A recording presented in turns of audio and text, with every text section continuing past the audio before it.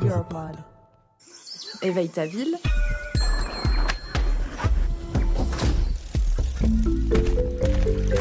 Le podcast des initiatives écologiques et sociales des territoires en transition. Vous voulez contribuer à protéger la planète, mais vous ne savez pas par où commencer? Vous êtes au bon endroit. Je m'appelle Hildegarde. Et moi, c'est Kelly. Nous sommes journalistes et pendant 5 mois, on a parcouru l'Europe en transport en commun. Notre objectif, documenter des solutions concrètes pour faire face aux crises écologiques et sociales et leur permettre de traverser les frontières. De l'Allemagne au Portugal, en passant par l'Italie, l'Espagne et la Roumanie, on vous emmène à la rencontre de citoyens, d'associations, de chercheurs, d'entreprises et d'institutions qui façonnent les villes de demain. Pour notre 17e épisode, direction le dernier pays de notre tour d'Europe, le Portugal. On vous emmène dans la ville de Coimbra à la découverte d'une association qui a mis en place un système redoutablement efficace pour protéger les forêts. Comment protéger concrètement la nature tout en sensibilisant le public à sa valeur? C'est un peu la question à 1 million d'euros pour toute personne intéressée par l'écologie. Eh bien, dans cet épisode, on vous présente une réponse possible. En 2019, des passionnés d'environnement de la ville de Coimbra, au Portugal, se sont rassemblés pour chercher une façon d'agir contre la perte croissante de biodiversité qui gangrène le pays. Pour cause, les monocultures, c'est-à-dire les plantations d'une seule espèce végétale à des fins commerciales, gagnent de plus en plus de terrain. Et ça au détriment des parcelles de nature mixtes, riches d'une grande diversité biologique. Ensemble, ces naturalistes ont donc créé l'association Milvoche. Le nom est inspiré du milvus, en français le milan noir, un oiseau emblématique de la région. Le principe de Milvoche, c'est d'organiser des levées de fonds pour acquérir des parcelles de forêt. Ces parcelles sont ensuite transformées en bioréserves, puis gérées et restaurées écologiquement par les membres de l'association. Une action citoyenne qui permet de préserver la faune et la flore tout en les utilisant comme support de sensibilisation pour le public. Micro en main et paré pour une randonnée, on s'immerge dans la réserve de Senhora da Alegria, située à Almalagueche, un village rattaché à la municipalité de Coimbra. C'est la première parcelle que l'association a acquise grâce au système de financement participatif qu'on vient d'évoquer. Un petit noyau de cette forêt est considéré comme primaire, c'est-à-dire vierge de toute exploitation humaine. Au rythme de nos pas, la forêt autochtone déploie ses merveilles. Noisetiers, saules et peupliers libèrent leur parfum, tandis que leur feuillage généreux nous procure de l'ombre. La bioréserve agit comme un îlot de fraîcheur, qui contraste avec le climat aride du Portugal. Je m'appelle Myriam Canounboulé, je suis française et je vis au Portugal depuis une vingtaine d'années. J'appartiens à l'association Milvoche, une organisation non gouvernementale d'environnement qui a comme objectif principal la conservation de la nature, la préservation du patrimoine naturel de la région de Coimbra au travers de la création de ce qu'on appelle des micro-réserves ou des bioréserves, donc des petits espaces protégés que l'on essaye d'acquérir et de gérer de la meilleure façon possible. En parallèle, on essaye de développer tout un travail d'éducation environnementale, donc auprès des écoles, auprès de la population en général, en lien avec les communautés locales. C'est pour nous très important, le message qui passe. Donc on participe à différents types d'événements pour essayer justement de sensibiliser un petit peu à l'importance de la conservation de la nature et simplement à la valeur du patrimoine naturel qui nous entoure. Par ailleurs, on a également un travail permanent de veille qui nous permet d'identifier des situations de crimes en termes environnementaux que l'on essaye de contrôler et de dénoncer. Tout ce qui est attentat à la nature, donc que ce soit les coupes illégales de forêts natives, donc ça arrive très souvent, la mauvaise gestion qui est faite au niveau des zones arborées, agricoles, donc donner voix un petit peu à la nature. Myriam est l'une des fondatrices de Milvoche. Cette biologiste est spécialisée dans la phytoremédiation, c'est-à-dire l'étude des plantes qui ont le potentiel de dépolluer l'environnement en général. Des connaissances précieuses dans la gestion des bioréserves. Elle nous guide à travers la forêt en prenant le temps d'apprécier la beauté des lieux. Myriam et 12 autres membres fondateurs constituent le socle de l'association, tandis qu'une quinzaine d'autres personnes, arrivées plus tard, jouent le rôle de gardiens de la réserve. Il et elle se relaient régulièrement pour passer vérifier que tout se passe bien dans les bioréserves, surtout celles qui sont menacées par différents problèmes, comme des vols d'arbres par des bûcherons. Être gardien, c'est aussi participer au plan de gestion et de restauration écologique des espaces, ainsi qu'aux actions pédagogiques avec le public. La plupart des membres sont jeunes, en dessous de 30 ans, et sont biologistes ou ingénieurs en environnement. Ensemble, les membres organisent donc des levées de fonds participatives pour acquérir des forêts comme celles que nous traversons. Les particuliers, les entreprises et les organismes publics peuvent participer. En 2019, Milvoche a commencé par réunir 5 000 € pour acheter une première parcelle d'1 hectare. Leur cagnotte en ligne a continué de trouver son public et ils ont ensuite acquis de quoi doubler la taille de la réserve. Aujourd'hui, face au succès des levées de fonds, Milvoche envisage d'augmenter encore considérablement la surface. Écoutez Myriam faire le point sur les espaces acquis par l'association. Alors, nous avons acquis en premier lieu donc, la réserve où nous nous trouvons, donc la bioréserve Señora da Alegria, donc en 2019. Par la suite, nous avons acquis une bioréserve qui est relativement proche, beaucoup plus grande en termes de surface, donc une bioréserve qui a une surface proche de 15 hectares. Donc, cette bioréserve a été acquise dans un contexte de mesures de compensation suite à la destruction d'un habitat par une entreprise de photovoltaïque. Et donc, en compensation, l'entreprise a souhaité céder à un prix symbolique, donc une surface de forêt native à une association, en l'occurrence Milvoche.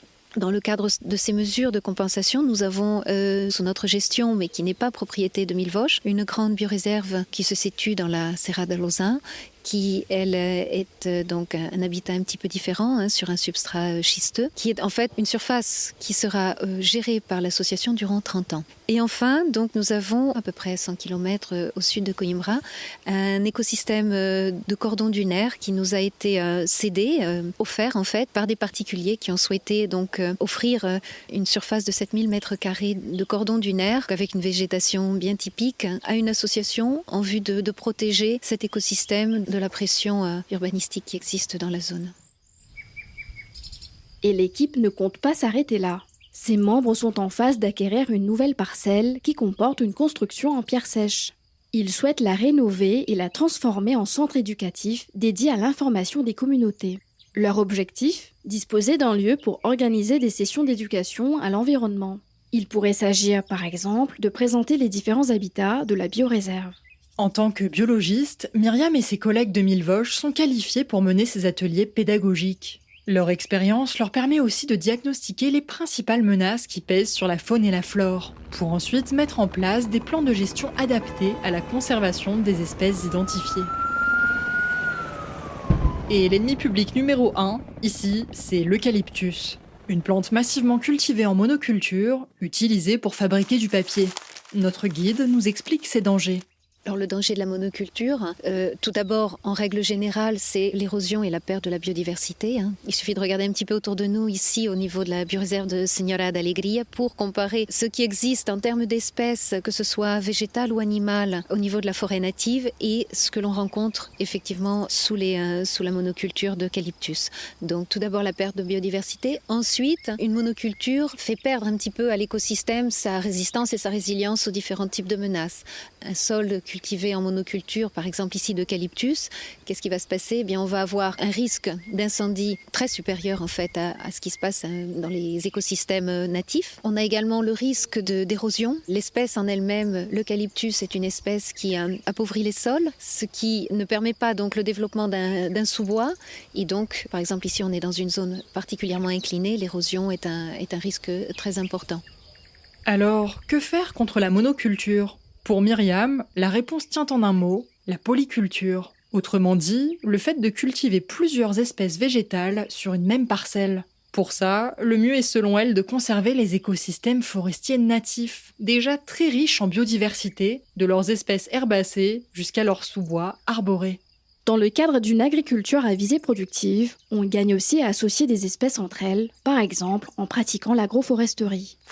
Le principe, créer une symbiose entre les arbres, les cultures végétales et les animaux, chacun bénéficiant à l'autre par un réseau d'interactions positives.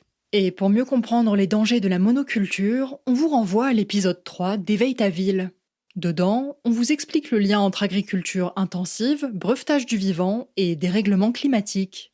Vous découvrirez aussi les menaces que le monopole de quelques géants de l'agro-industrie fait peser sur la sécurité alimentaire mondiale.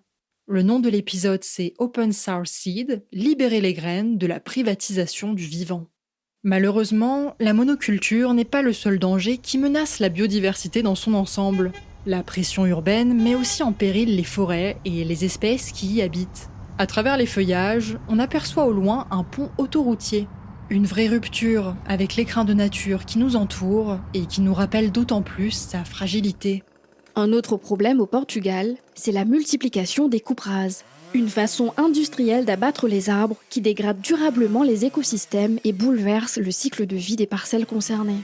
La biologiste évoque aussi les stations photovoltaïques qui fleurissent un peu partout dans le pays, mais qui sont trop souvent installées sur des écosystèmes naturels plutôt que dans des zones industrielles dégradées. C'est tous ces dangers que Milvosh cherche à écarter avec son système de bioréserve.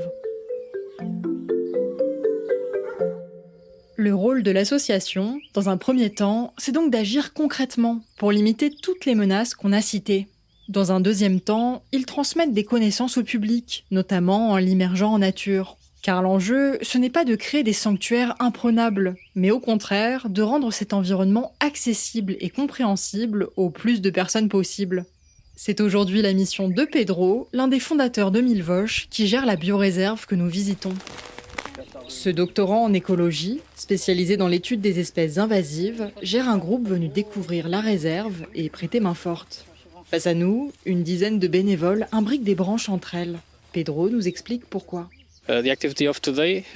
Aujourd'hui, on crée une infrastructure en bois pour favoriser la reproduction des insectes. Pour ça, on utilise des branches de chêne qui ont été arrachées par une tempête.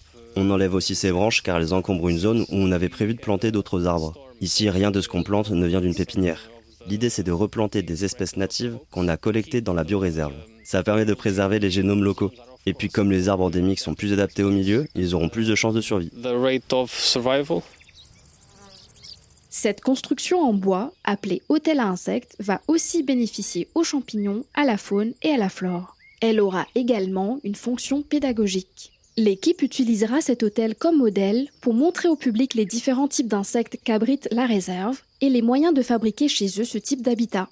Et à part les insectes, Milvosh mène des actions de découverte et de sensibilisation autour de beaucoup d'autres espèces. Il y a de quoi faire puisque les biologistes ont recensé 188 espèces animales et 230 espèces végétales. Un inventaire qu'ils et elles continuent d'enrichir au fur et à mesure de leur découverte. Comme il fait très humide, il y a beaucoup de grenouilles et de salamandres. On propose donc des activités autour des amphibiens, particulièrement la nuit. C'est une manière de sensibiliser les gens à l'importance de ces petites créatures auxquelles ils ne pensent pas dans leur vie de tous les jours. Après l'activité, les participants ont tendance à faire beaucoup plus attention, à essayer de les chercher autour de leur maison, en ville. On longe un réseau de petites mares creusées par les membres de Milvosh pour étendre les populations d'amphibiens déjà présents et faire le lien avec la rivière qui serpente en contrebas. Dans ce point d'eau, qui sert aussi d'abreuvoir aux animaux, on repère une grenouille lusitanienne, une espèce endémique du Portugal. Quelques minutes plus tard, une salamandre à taches jaunes, plus connue sous le nom de salamandre de feu, nous fait l'honneur de sa présence. On fait aussi beaucoup de sorties pour observer les oiseaux, surtout au printemps. Les mammifères, eux, sont très durs à repérer. On a donc installé quelques caméras à détecteur de mouvement pour montrer les images au public. Ça a donné envie à plusieurs participants d'acheter leur propre caméra pour filmer leur jardin et mieux connaître la faune qui y passe. Et puis il y a des activités pédagogiques autour des poissons. Quand on a acquis la réserve, il n'y avait aucun insecte dans l'eau, aucune plante native, aucun poisson, rien. L'une des choses dont on est le plus fier, c'est d'être parvenu à ramener la vie dans ce cours d'eau. Maintenant, il y a beaucoup de poissons et même des loutres. Côté plantes, quand on veut faire des inventaires, on réunit la communauté scientifique de l'université de Coimbra. On a la chance d'avoir l'une des plus anciennes sociétés botaniques d'Europe à portée de main. Grâce à leur aide, on a dressé un inventaire très détaillé de la flore. On utilise ensuite ces connaissances pour alimenter nos tours guidés de la réserve.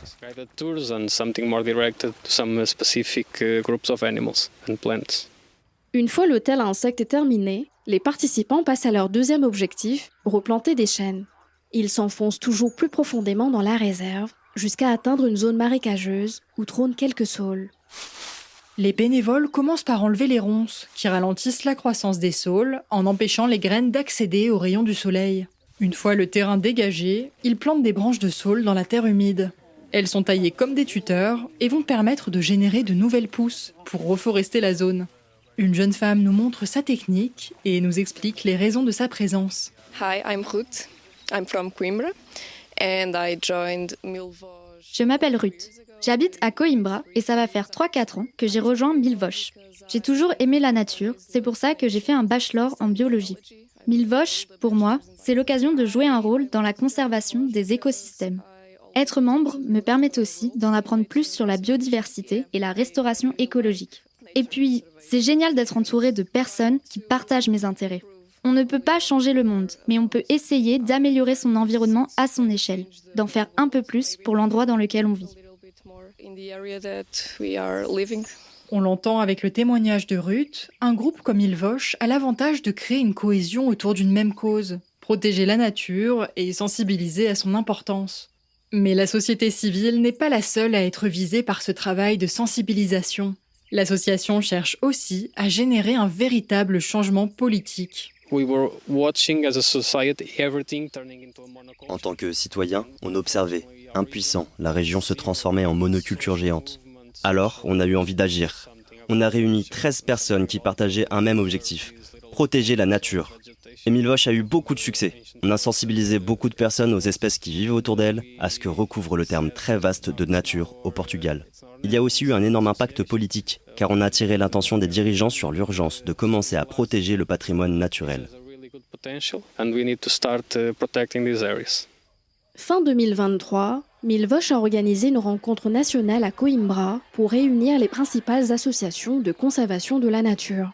L'objectif ? Trouver ensemble des solutions face à l'inaction politique et la faiblesse du réseau Natura 2000 en matière de conservation et de préservation des espèces.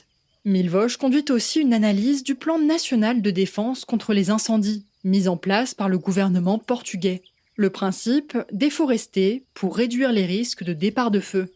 L'association se montre très critique de ce plan et milite pour qu'il change, car selon leur analyse, l'État pratique une déforestation massive et aveugle, sans prise en compte des critères écologiques ni aucune mesure pour assurer la protection des espèces et de leurs habitats.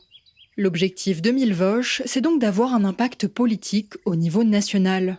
Mais l'association veut aussi agir à l'échelle locale, que ce soit en permettant de connecter les citoyens à la nature ou en menant tout un travail de mémoire auprès des habitants du territoire. L'enjeu, explorer et diffuser l'histoire des réserves. Myriam nous explique. On essaye de restaurer un lien qui en fait existait autrefois, en essayant de raviver un petit peu tout le patrimoine culturel qui existe au niveau du territoire, donc en recueillant un petit peu les mémoires des personnes un peu plus âgées sur ce qu'était la bioréserve, donc l'importance de tout ce territoire proche de la rivière qui en fait était une zone de petite agriculture, tout ce chemin au milieu de la forêt donc qui était en fait un chemin de pèlerinage jusqu'à la chapelle de Senhora da Alegria. Donc un petit peu pour faire le lien, pour intégrer cette mémoire culturelle dans le patrimoine naturel. C'est également aussi un petit peu une façon pour nous de permettre à la communauté locale de regarder ce patrimoine naturel avec un autre œil, un autre regard. Donc c'est la raison pour laquelle aussi on essaye d'intégrer nos activités au sein de la communauté, c'est-à-dire qu'on travaille beaucoup par exemple avec les scouts, également des activités qui sont organisées un petit peu en faveur des personnes présentes et de la communauté locale pour faire connaître ce patrimoine naturel. Quand je dis un petit peu changer le regard, c'est expliquer ce que cette nature apporte. Très souvent, en fait, on se rend compte que les anciens, comme on les appelle, ont cette connaissance un petit peu empirique et se rendent compte, en fait, du service que cette nature rendait à la communauté en général. Un travail de mémoire qui tisse des liens forts entre nature, histoire et culture. Dans cette même idée, Milvosh envisage de raviver l'activité agricole traditionnelle qui avait autrefois cours à certains endroits de la bioréserve. Ici, par exemple, sur le territoire de la bioréserve, on a donc ces anciennes petites parcelles agricoles qui ont été abandonnées et petit à petit, la forêt a repris ses droits. On a encore certaines zones d'oliviers qui persistent et que l'on aimerait en fait maintenir avec la culture traditionnelle, la cueillette des olives et maintenir en fait l'oliverette telle qu'elle existait jadis, donc sous sa forme un petit peu plus traditionnelle, parce qu'en fait c'est un écosystème très complémentaire de la forêt avec une autre faune présente une autre flore. Donc essayer d'associer justement et de montrer que l'activité agricole est tout à fait compatible et au contraire même complémentaire de la conservation de la nature. Et c'est déjà la fin d'Éveille ta ville. Dans cet épisode, vous avez découvert comment de simples citoyens et citoyennes peuvent se liguer pour protéger des hectares entiers de nature. Un système de financement participatif qui peut être répliqué à toutes les échelles et dans tous les pays. Dans le prochain épisode, on vous présentera une initiative remarquable pour lutter contre le gaspillage alimentaire qui permet chaque jour à des milliers de personnes de se nourrir dans la dignité. Pour ne pas manquer le prochain épisode, abonnez-vous à Éveille ta ville. Et si celui-ci vous a plu, n'hésitez pas à laisser un like, 5 étoiles ou un commentaire pour nous le faire savoir, suivant la plateforme que vous utilisez. Pensez aussi à recommander le podcast à vos proches qui cherchent comment agir pour la planète et la société. Enfin, pour découvrir les photos du reportage que vous venez d'écouter et encore plus de contenu exclusif, visitez notre Instagram @aether.narratio, aether.nawratio. À lundi prochain dans Éveille ta ville, le podcast des initiatives écologiques et sociales des territoires en transition.